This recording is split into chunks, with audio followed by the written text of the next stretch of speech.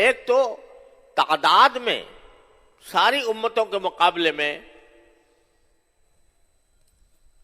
امت محمدی علیہ والسلام کی تعداد ساری امتوں سے زیادہ ہے۔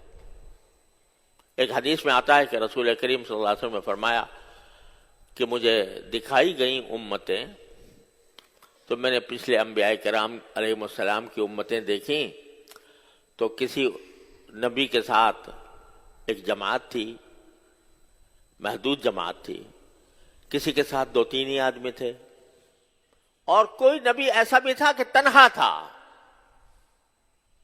کہ اس کو بھیجا گیا لیکن اس کی بات کسی نے نہیں مانی اور اسی حالت میں وہ دنیا سے چلے گئے۔ کسی کے ساتھ 1 ہی آدمی، کسی کے ساتھ 10 آدمی، کسی کے ساتھ ایک جماعت، کسی کے ساتھ 150 آدمی۔ پھر اچانک مجھ پر ایک امت دکھائی گئی جس نے، جو ایک ایسا لگ رہا تھا کہ پہاڑ سارا کا سارا اس امت سے بھرا ہوا ہے۔ تو میں نے پوچھا جبریل علیہ السلام سے کہ یہ کون لوگ، کس کی امت ہے؟ تو مجھے بتایا گیا کہ حضرت موسیٰ علیہ السلام کی امت ہے۔ اس کی تعداد بہت تھی، پہاڑ کے اوپر، لفظ یہ آتا ہے کہ پہاڑ کے اوپر وہ چھائی ہوئی تھی۔ تو میں نے پوچھا کہ میری امت کہاں ہے؟ تو سرکار صلی اللہ علیہ وسلم کو بتایا گیا کہ اچھا باپ اپنی امت کو دیکھو۔ تو اس امت نے سارے افق کو بھرا ہوا تھا، دائیں طرف، بائیں طرف، سامنے، ہر طرف امت محمدی علیہ صاحب والسلام کے لوگ تھے۔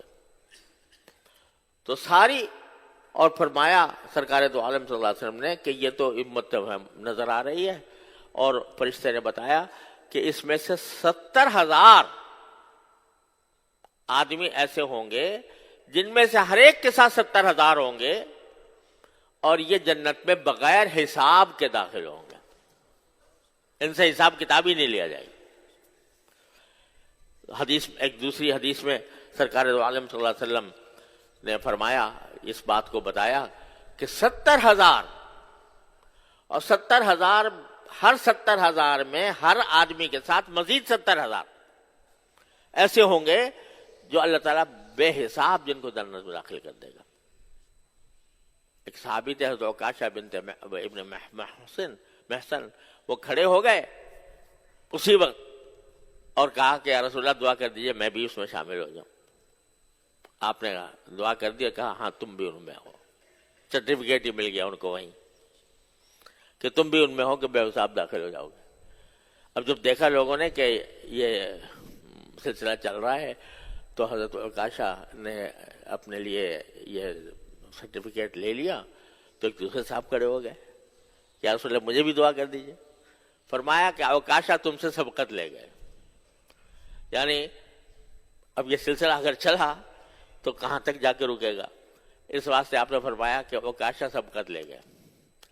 لیکن آگے یہ بتا دیا کہ یہ کون لوگ ہیں جو بے حساب جنت میں داخل ہوں گے، تو فرمایا کہ یہ ایسے لوگ ہیں کہ جو ایک تو اللہ پر توکل کرتے ہیں، اللہ پر بھروسہ کرتے ہیں، تو نہ تو کیا کرتے ہیں کہ نہ تو بدشگونی لیتے ہیں، لوگوں میں جو بدشگونیاں ہوتی ہیں کہ فلاں بلی راستہ کاٹ گئی تو اس سے یہ ہو گیا، اور کبے نے بول دیا تو اس کا یہ ہو گیا، یہ جو بدشگونیاں لوگ لیتے ہیں یہ بدشگونیاں نہیں لیتے، اور بہت ہی زیادہ گہرائی کے ساتھ، اور کیا کہنا چاہیے کہ آخر دم تک پہنچا کر علاج بھی نہیں کرتے۔ یعنی اگر بیمار ہو جائیں تو جو نارمل طریقہ ہے علاج کا وہ تو اختیار کر لیتے ہیں، لیکن عرب میں ایک طریقہ رائج تھا کہ جب کوئی دوا کارگر نہیں ہوتی تھی تو لوہا آگ میں گرم کر کے اس کو داغا جاتا تھا، اس کو داغنے کا علاج کہتے تھے۔ تو فرمایا کہ جو داغنے کا علاج نہیں کرتے، جس کا مطلب یہ ہے کہ بھئی علاج بھی اگرچہ سنت ہے اور کرنا چاہیے، بیماری کا علاج کوئی حرج نہیں ہے، لیکن علاج میں اتنا زیادہ آگے بڑھ جانا کہ جو غیر معمولی ہو، وہ پسندیدہ نہیں. جیسے آج کل آدمی بیمار ہو گیا اور بیمار ہو کر جب اس کی شفا یابی کی امید نہیں تو وہ کیا لگا دیتے ہیں؟ وینٹیلیٹر لگا دیتے ہیں. اس وینٹیلیٹر لگانے کا مطلب صرف یہ ہوتا ہے کہ ذرا اس کی دھڑکن چلتی رہے، سانس چلتا رہے، باقی کوئی خاص امید بھی نہیں ہوتی.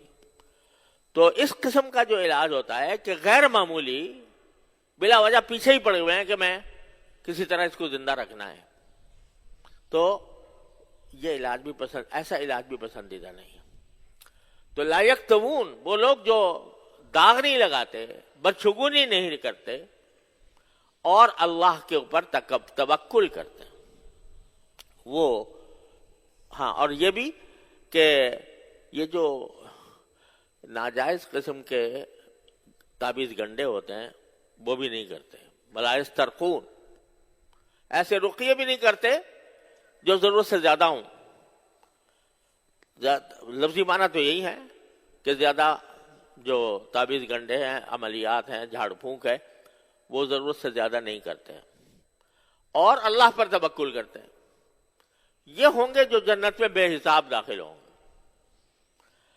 تو غرض یہ ہے کہ سرکار دو عالم صلی اللہ علیہ وسلم کی امت تعداد میں بھی ساری دوسری امتوں سے بڑی ہے اور ساتھ میں اس کو خیر امت کہا گیا کہ سب سے بہترین امت ہے.